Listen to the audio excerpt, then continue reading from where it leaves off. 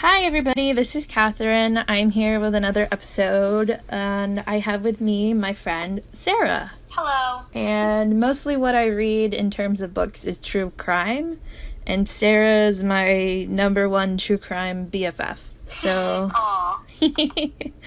so she gets this kind of stuff. Yeah, I was watching a crime show with my roommate, and I was like, why does the victim's name sound familiar? And she was like, I don't know, we have a friend with the same name. And I was like, that's not it. And I Googled her, and I was like, oh, I know her murder. Oh, I've seen this murder before. Oh yeah, it was Cassie Jo Stoddard. That sounds familiar. She's the one that was house sitting, and two teenage boys killed her as a thrill kill, and they recorded themselves on video killing her. Yeah. Boys are the worst. They are. We know this. So the three books that I'm going to talk about, well, I'm going to try to keep them brief, are Popular Crime, Reflections on the Celebration of Violence by Bill James. This one's easily my favorite on this list. The second one is Whoever Fights Monsters, My 20 Years Tracking Serial Killers for the FBI by Robert Ressler. Do you recognize his name? No, I don't. Okay.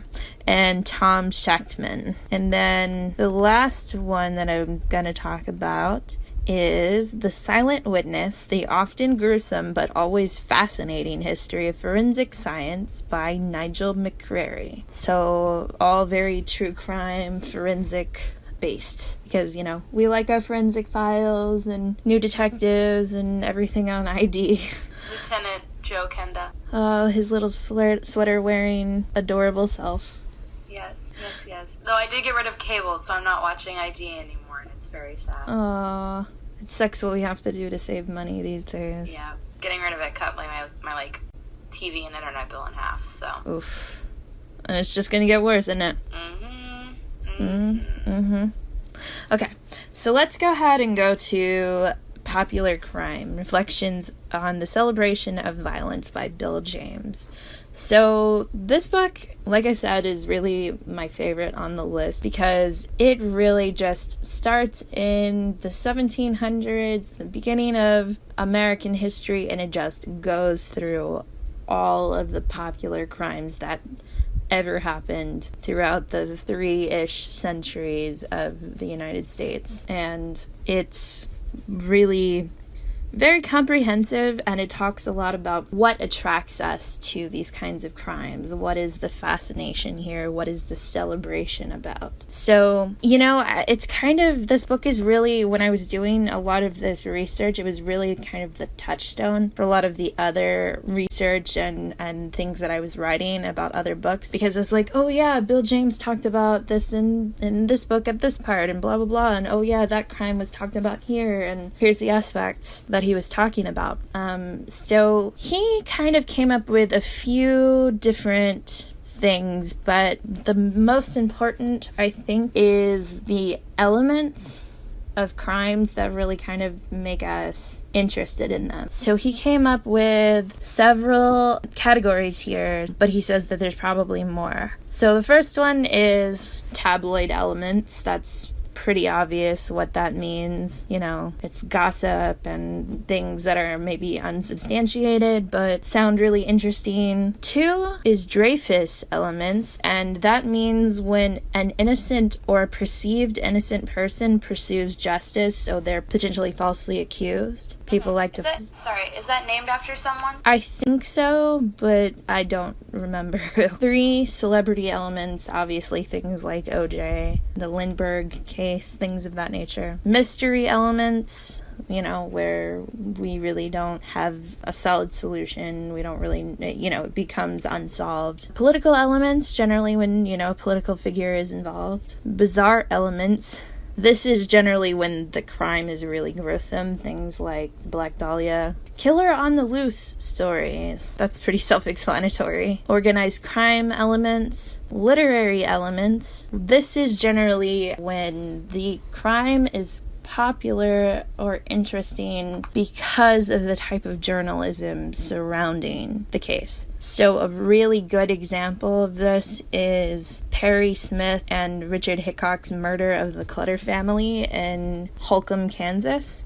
That was immortalized in Truman Capote's In Cold Blood. Do you know that book? Have you ever? Yes, I read in college, like my first English class in college, we read a segment of it, but I've never read it in its entirety. Okay. It's kind of funny because Sundance TV recently put out a 2-part documentary series on the case where actually family members and friends of the family were talking about the crime and kind of what it was like to be involved and related to these people who were murdered and living in this small town. And I was watching it and my brother walked by and he's like, "What kind of nonsense are you watching now?" And I was like, "Oh, it's these 2 guys who killed this entire family." And he was like, "Oh, In Cold Blood?" And I was like, "What?" He's like, "Oh yeah, I read that." And I was like, "No way." Because that's just not the kind of thing that I ever would have expected my brother to have read. But I assume that he read it for school or something. It was called Cold-Blooded: The Clutter Family Murders, and it was done by Joe Billinger, who did the Paradise Lost documentaries. Do you know those? No, I do not. They were about the West Memphis 3.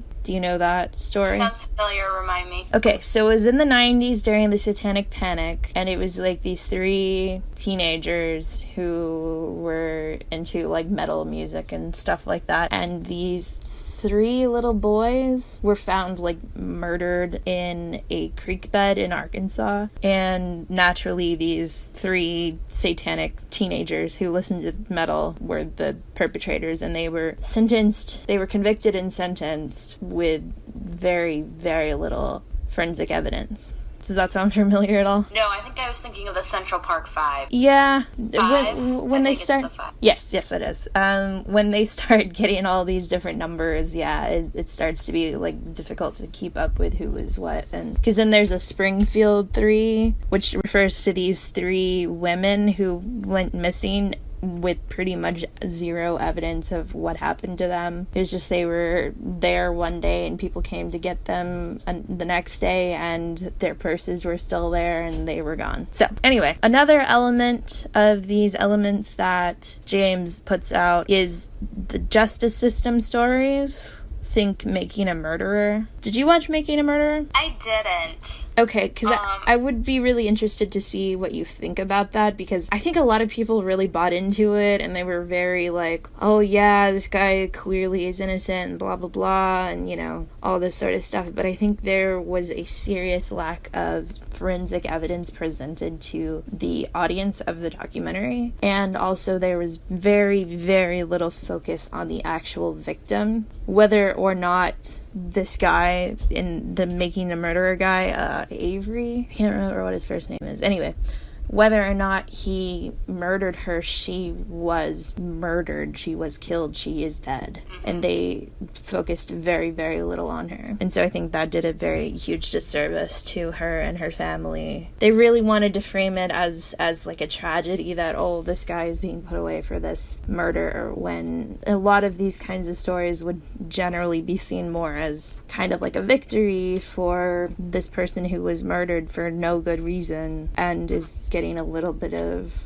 Yeah. Right after it came out, when I'd only seen like a few things about it, I think right when people started getting in an uproar about it, I saw an article that might have been, I read Refinery 29, which is like internet news and like, you know, entertainment news. They're a good publication. Yeah, they're pretty good. Yeah. But it was an article kind of being like, well, here's some other people's opinions on the forensic elements that were proposed in Making of a Murder, and the one that sticks out to me was that someone who either works in the lab or works in a lab, they made a big deal about finding a vial of his blood that had been punctured and had clearly had blood drawn out of it. Yes, I can't remember if the person said that all of their vials had that, or of course it would have been punctured. You have to puncture it to put the blood into it? That might have been it. It was something like that. So it's like, how else are you supposed to... disqualified. Yeah, how else are you supposed to get the blood in there? But, I mean, that piece of evidence obviously didn't prevent this guy from being convicted. Mm-hmm. he was imprisoned for this crime. So I don't know. Yeah, I think there's another part of the story that we were not presented, and we were really told to feel sympathetic towards this person just because they were found innocent at one point doesn't make them innocent forever. But I don't know. It's a difficult situation, but I definitely had some issues with the documentary.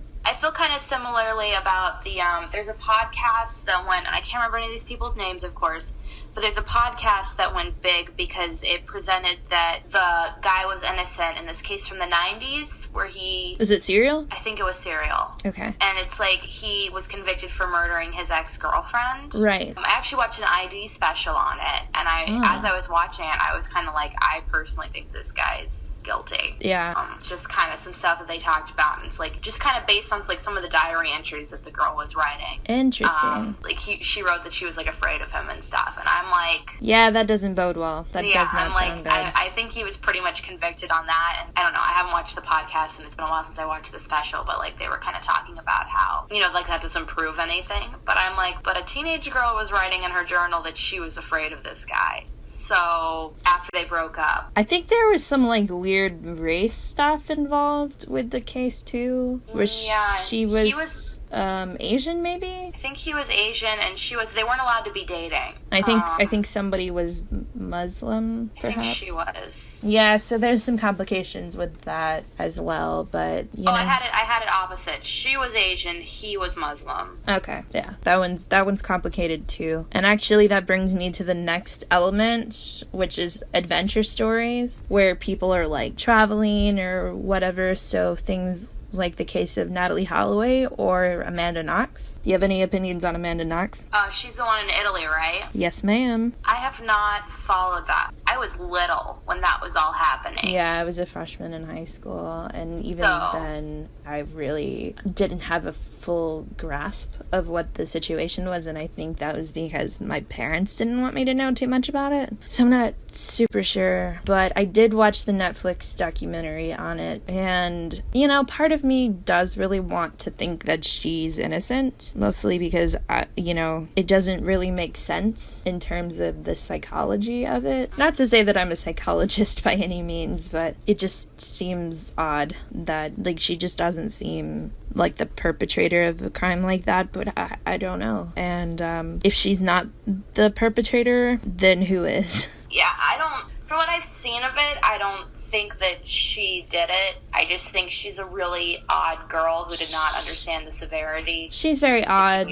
Yeah, I think so. I mean, even because the thing that I watched on Netflix it was like partially an interview with her, and she was sort of not narrating but like talking about certain situations and things like that, and even just when she was talking she seemed very odd. So I think she just had weird ways of coping with stress, because that situation is probably like the worst thing that could happen to you while you're abroad besides being murdered. I don't know. That's definitely a rough one. Another element is violence, stories that are unplanned street violence. So generally shootings and things of that nature. High number of victims, generally mass shootings, but I guess there's certain other situations that could be large amounts of death that don't involve guns. The only things that I can think of are ships sinking. Jonestown. Oh, that's true, Jonestown. That was definitely a big news story, but that's probably for a number of reasons, not the least of which was panic over cults. Yeah. So the sheer amount of people that died, it's like it's in the 300s.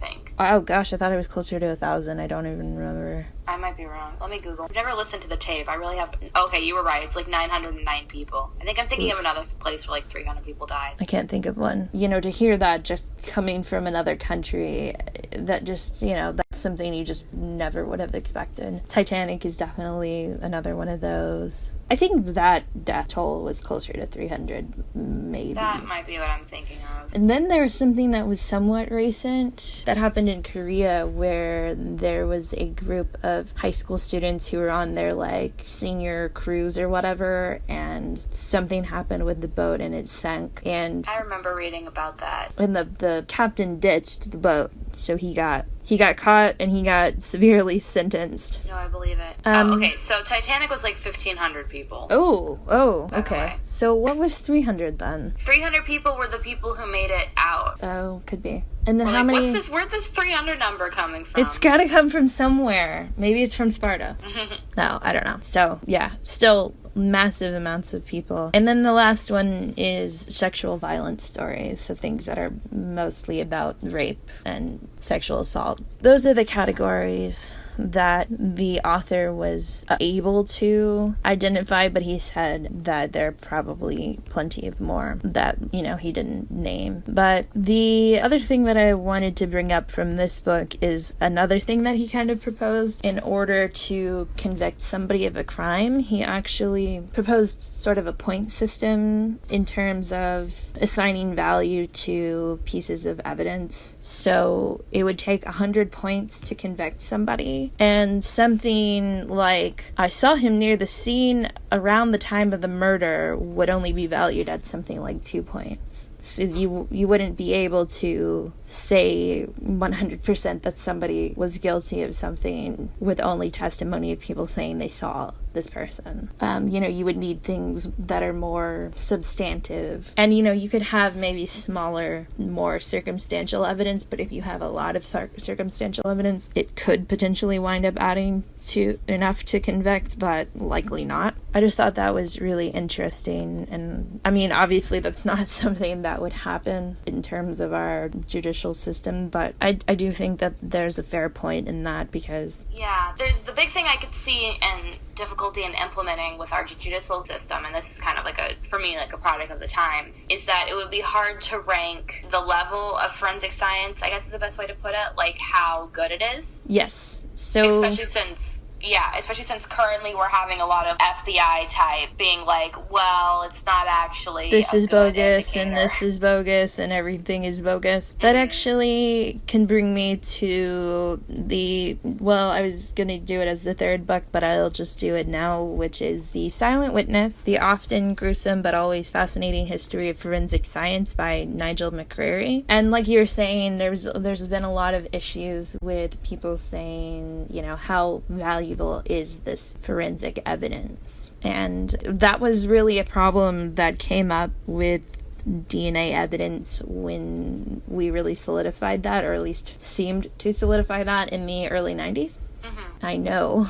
The courts had a hard time really allowing that sort of evidence to be presented in court because it was complicated science that was hard to explain to juries. Because juries are supposed to be, average people. They're not scientists. Then it's hard for them to understand the machinations of DNA extraction. The other thing that I wanted to point out was that a lot of forensic techniques were developed by police officers for police officers. So that means there's not a whole lot of cross-examination, peer review, anything like that to kind of... A lot of the times the police are just trying to get a confession.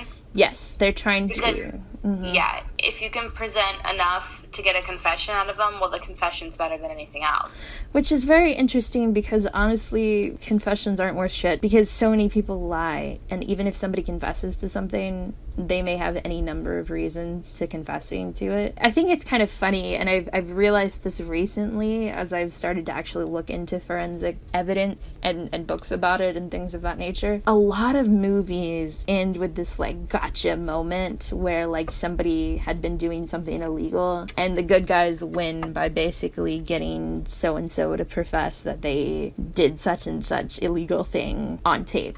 And that's okay, everything's fine now because so-and-so's going to jail because they just confessed on tape. In reality, I don't know how substantial that is. On the flip side... First of all, it depends on the state's consent laws to being recorded. So exactly. If you're a two-party state, that's already inadmissible in court. And if you're California, it's illegal and you can actually be the one prosecuted. Yep. So, know your rights, people. So, I have a quote from the book, but I didn't include the information information about these two cases that are brought up at the beginning of this quote. So if you're interested in the cases, feel free to Google them. The names are Linda, spelled with a Y, Mann with two N's, and Dawn Ashworth. So the quote goes, "The case of Linda Mann and Dawn Ashworth serves to show just what a powerful tool genetic fingerprinting, aka DNA evidence, is for a forensic scientist. It offers perhaps the most incontrovertible proof of a person's connection to a scene, although not that they did the crime." That's me adding extra information there. But there are... Oh, I know this case. You do? I do.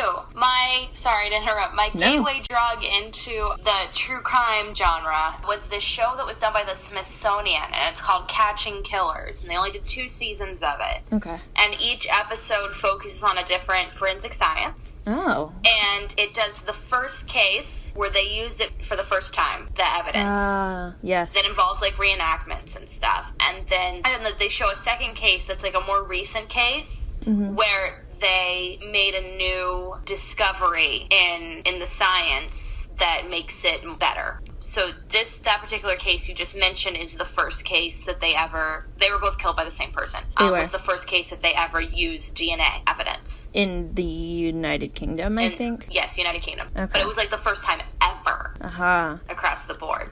Yeah, and I think if I remember correctly, because I do remember that this was at the beginning of the book, and it was the author specifically talking about this case because he had been involved with it. It happened in this very small town in the United Kingdom, and they DNA tested, like, the entire town, like 3,000 people or whatever it was. And it took forever to find the person, and I think the way that they found him was actually through a family member. I'm reminding myself of this case. They tested 5,500 local men. See, that's... So what actually happened was that one of his colleagues revealed in a pub that he had gotten 200 pounds for giving a sample while pretending to be Colin Pitchfork. That's... Yes. And then Pitchfork told Kelly that he did not want to give blood because he'd already given blood for another person who didn't want to be harassed by police, but a woman overheard and was like, that's BS. Oh my God. And called the police. That's amazing. British people are amazing. So that happened. Basically, okay, so they're talking about genetic fingerprinting, aka DNA testing. It offers perhaps the most incontrovertible proof of a person's connection to a scene, but there are, of course, many other techniques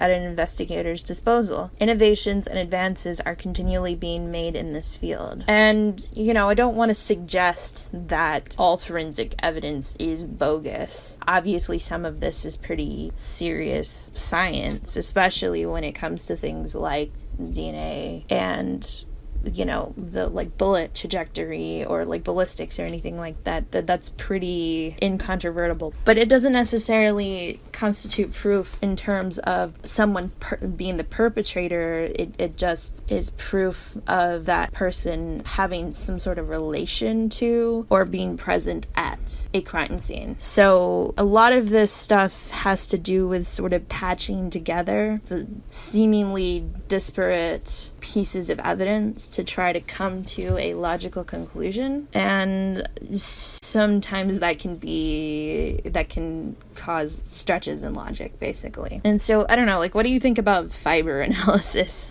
Oh, that's not one I know a lot about. I know that there was one really prominent case in Atlanta where there was a black serial killer. It was a man, maybe 30 or so, and I think he was killing other black men or boys, and they pretty much caught him on fiber evidence. They were finding these weird, like, magenta colored fibers on the victims, and then they found this like weird magenta colored carpet at this guy's house, and that's what put him away. Yeah, it's like one of those things where, like, the weaker forensic sciences fill gaps for the stronger stuff. Yeah, and I think it's irresponsible, I guess is the best way to put it, to convict on that alone. Yes. I think that's a pretty strong case right there with the fibers and the carpet. Yeah. But only if it's backed up by DNA and eyewitness accounts. Again, though eyewitness can be kind of dubious too. But like, exactly.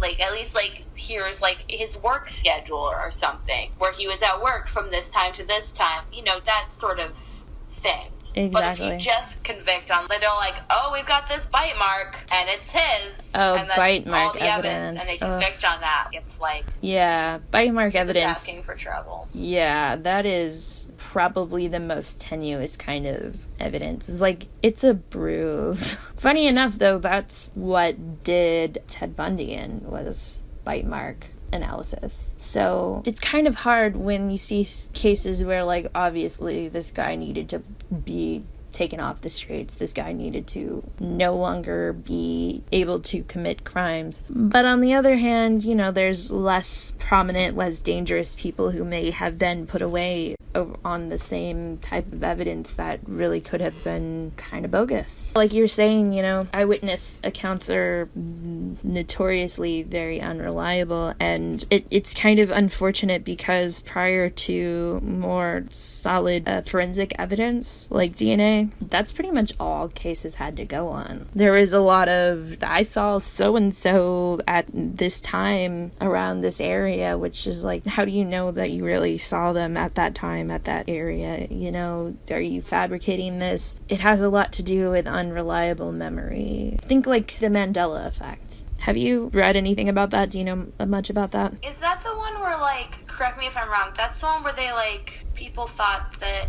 no, wait. No, I'm thinking of something else. Are you sure? Was it the one where they're like, the actual person, Mandela, was both, like, dead in prison and also alive at, like, the same time? So it's not really like a Schrodinger's kind of situation. It more has to do with a large amount of people having similar memories of certain events that didn't happen. Okay. Like so, precisely. Okay. And yeah, the reason that it was specifically named the Mandela effect is because it was first really noticed when certain people were talking about remembering Nelson Mandela dying in prison in the 80s and remembering his funeral and all of this sort of stuff, when really he only died recently and had a lengthy career as the president of South Africa after he was released from prison. So that's a pretty big one, and that one's still a little kind of tough, but I think mostly the Mandela effect can be chalked up to unreliable memory. Because some of them are like, oh, you remember this lyric wrong, or some people think there are 52 states instead of 50, which is really just like you're remembering certain details, kind of just like we were remembering the numbers of people who died. Were like 300 somewhere or something, I don't know, because you read so many numbers, you read so many different situations, so many different cases, you know, after a while a lot of these numbers and the more minute details in terms of exact numbers and exact dates and things of that nature start to really kind of blur together.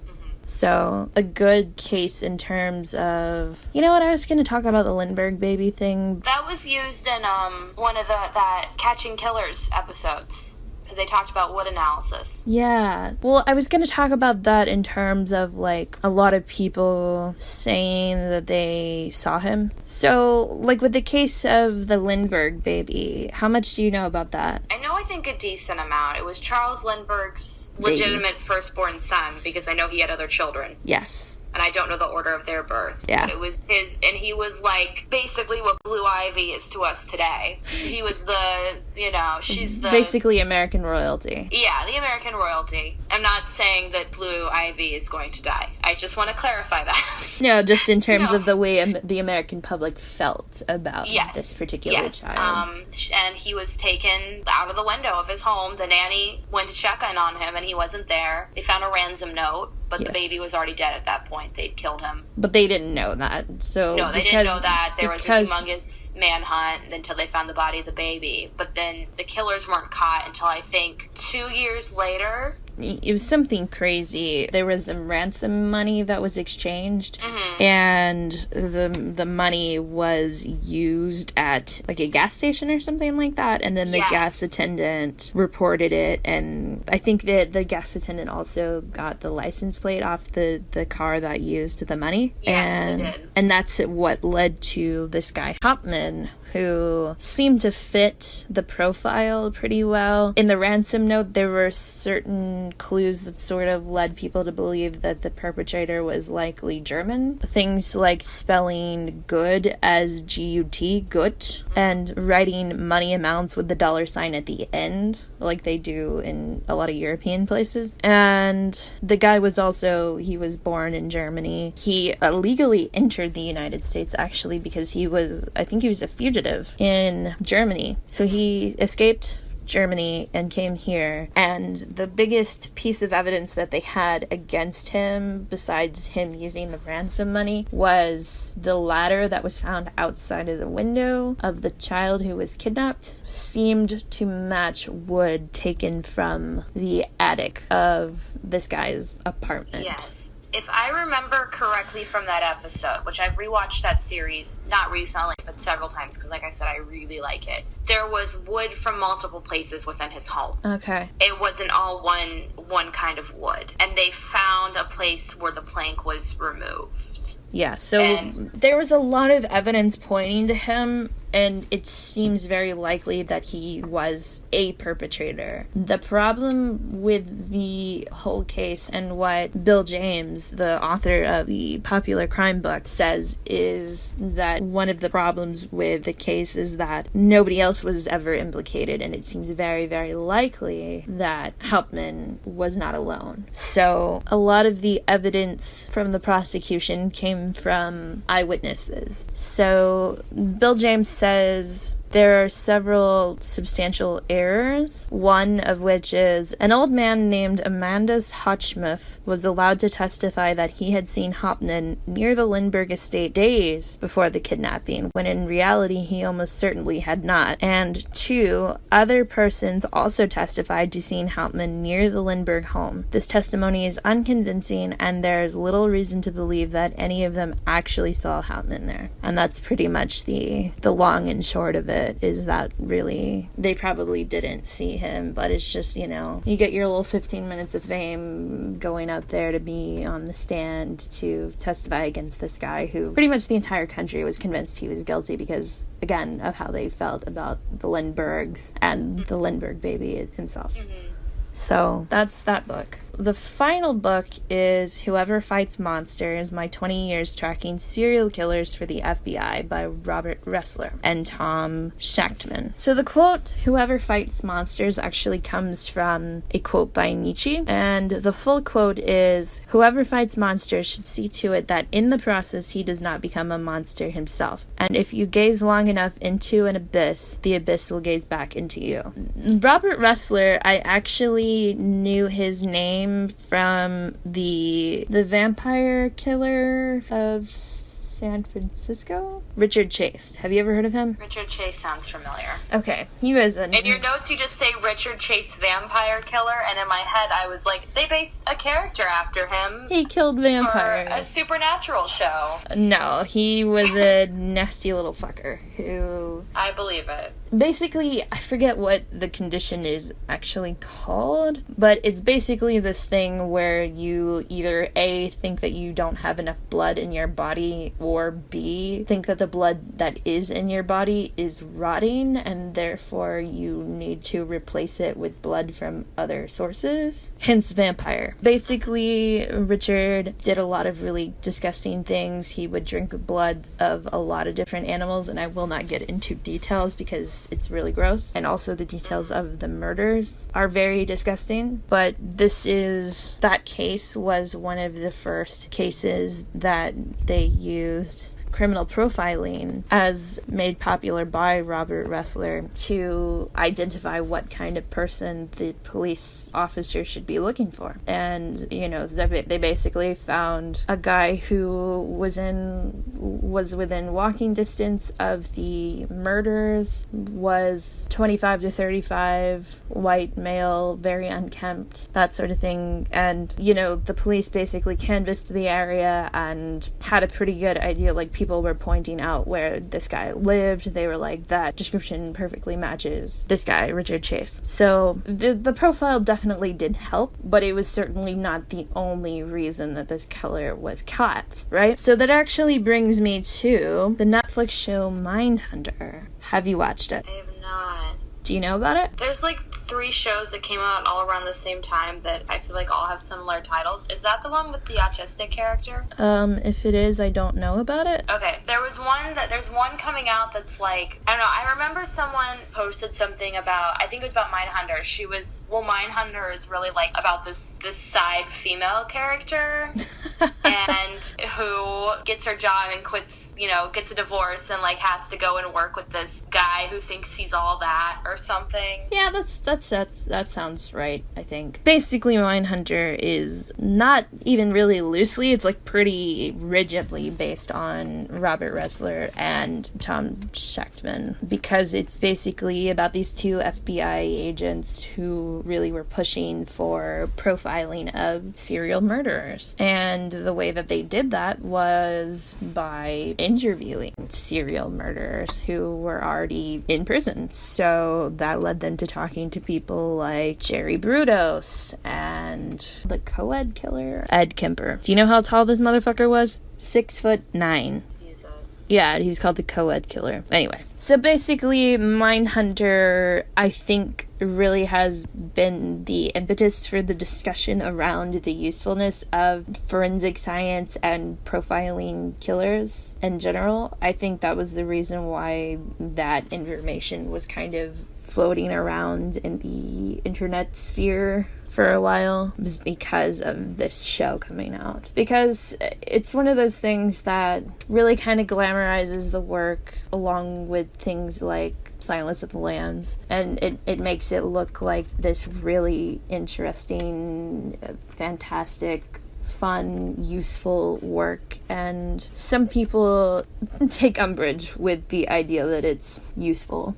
Particularly because it's very obvious that a lot of these serial killer types are fucking liars. Yes. So even if, you think that you've gotten them to open up and you think that you've gotten them to be honest with you, you have no real guarantee of how honest or dishonest they are. So is this information useful, and is this information truthful? It's hard to say. I mean, because people like Ted Bundy went to their grave claiming they never did anything. Didn't he say that he did? He was kind of wishy-washy. He would, kind of say, oh, yeah, I'll tell you about this information. And part of that was in an attempt to forestall his death sentence, basically. Because at a certain point, he ran out of appeals he could possibly do. Yeah. I know he contacted police in Washington and offered to, give them advice on the Green River Killer. I think that checks out, but I don't know. I think also Gacy never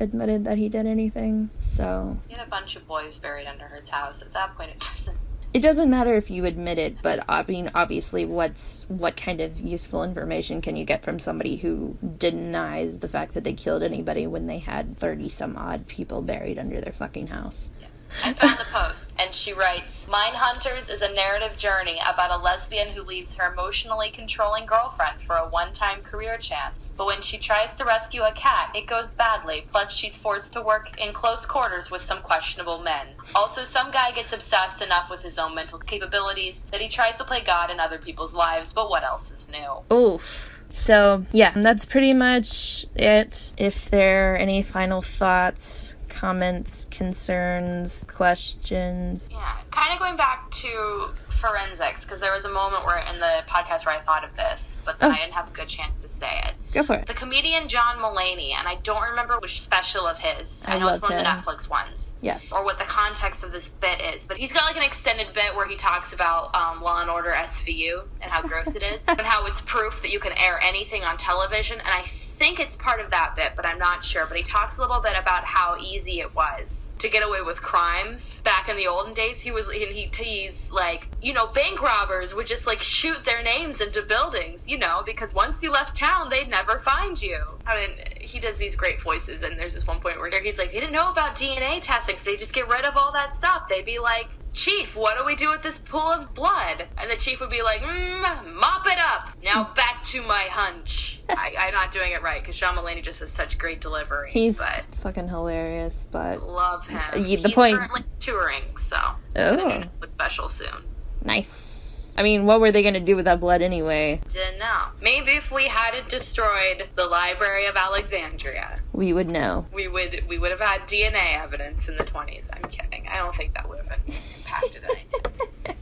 No, probably not, but it's fun too. We haven't found out about blood types until the Civil War, so... Yeah, that's something that they talked about in the Silent Witness book. It was like figuring out whether... It was basically the progress was, is something blood? Is it human blood? What type of human blood is it? Is it the specific human? So... I'm just picturing a little robot. Is it blood? Is it human blood? Does it belong to this human that's lying dead on the floor? I am robot. I don't know. I guess that's it, y'all. Good episode. Good episode about books. Good content. Thank you for being on the podcast. I'm happy to be here to talk about forensics and serial killers I know. Yes, it's nice to have somebody who knows this stuff. Anyway, I guess we'll go ahead and sign off then. So, bye. Bye.